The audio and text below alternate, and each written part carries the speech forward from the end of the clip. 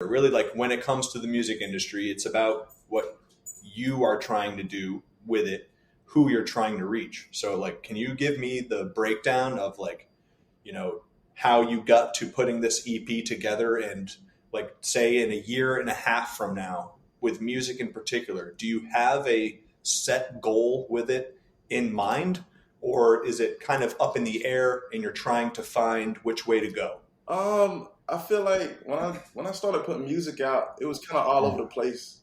Um, it was kind of something everywhere, but I feel like it was pretty consistent with pop, hip hop, and EDM. It was consistent with those three genres, and I was kind of experimenting, trying to figure out how to make all three of those blend with one track, and like how I approach it, how I put my voice on it and everything. But then it was someone I was working with before too, and we were talking about consistency, and they kind of described the McDonald's menu thing where they started off with burgers and stuff, blah. And it actually kind of made sense because, okay, if you want them to see you as or being like somebody like Kanye or somebody where they started off with a certain type of hip hop for a while, now he's doing some other stuff that's actually kind of cool, and I was like, okay, well maybe if I made an EP that was pretty consistent but still had some of the variables that I have on my other songs that I'm not pushing as hard, then it'll find a way to mesh and blend. This is the reason why he makes those different styles of music. And yeah, so I decided to come up with a consistent EP, and where the songs sound pretty similar with the guitar, the drums, and the way that I approach it. And yeah, that's how I got to there. Hell yeah.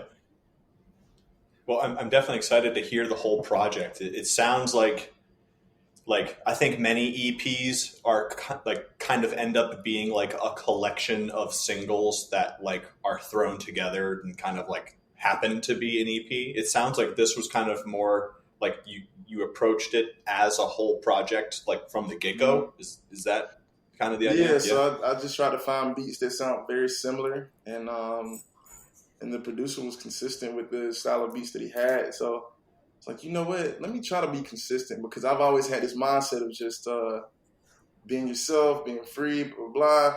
But then also, it is a blueprint somewhere. Like, no matter how many different ideas you have, it is a narrow path that you kind of got to follow a little bit, and then you can kind of branch off a little bit to your other stuff. And that's how I've always kind of lived my life too.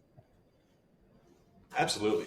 I think music in particular, you can see like people's influences come out in their music. You know, like I can see a lot of artists today, like I can be like, okay, this guy clearly was like influenced by Future, which is like, okay, I don't do it as like, oh, he's copying Future or anything like that. It's just like, you know, if you watch 100 hours of Tom Brady highlights, like when you're practicing quarterback, you might just happen to kind of look like the guy you've been watching. Yeah. It just happens. So who are some of your biggest influences for this particular EP?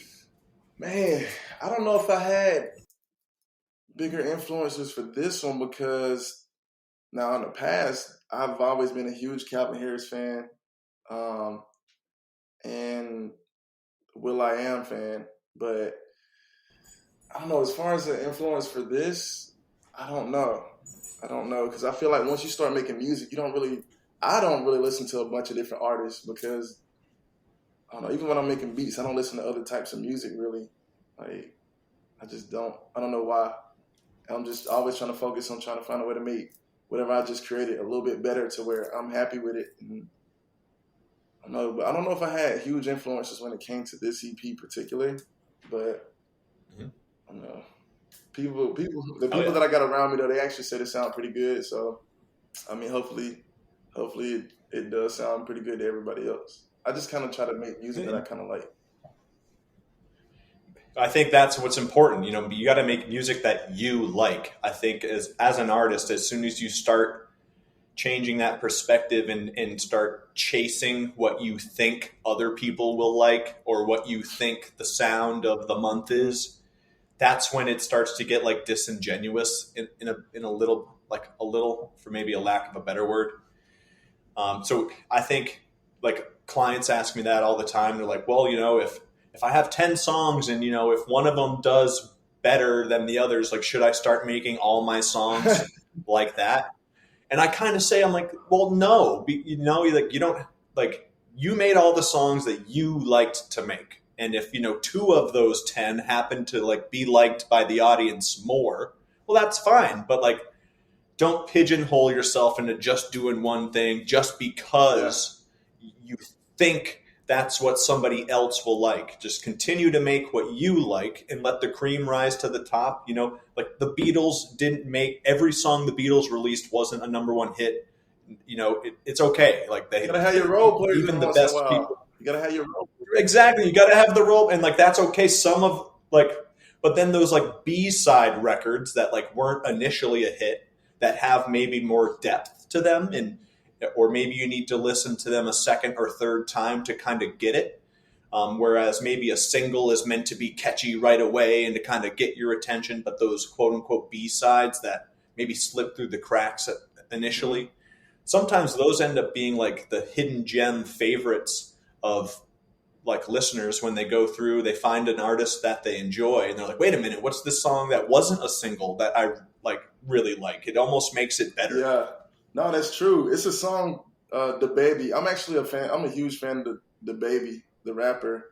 I like his style, but I was looking up some of the stuff of what he went through back in the day, like some of the music he made. And it's a song that he has called I Need You. It's not on his platforms. It's like one of the songs he made back in the day, and it was just different compared to the stuff he makes now. And I was like, that's actually really cool. But like, obviously, he probably felt like he had to make a certain style of music to be caught on to for people to pick up on. But yeah, if you keep trying to adjust your music to everybody else's liking, then you're gonna put out music when you turn like 60 years old. You ain't gonna put out your first song till late.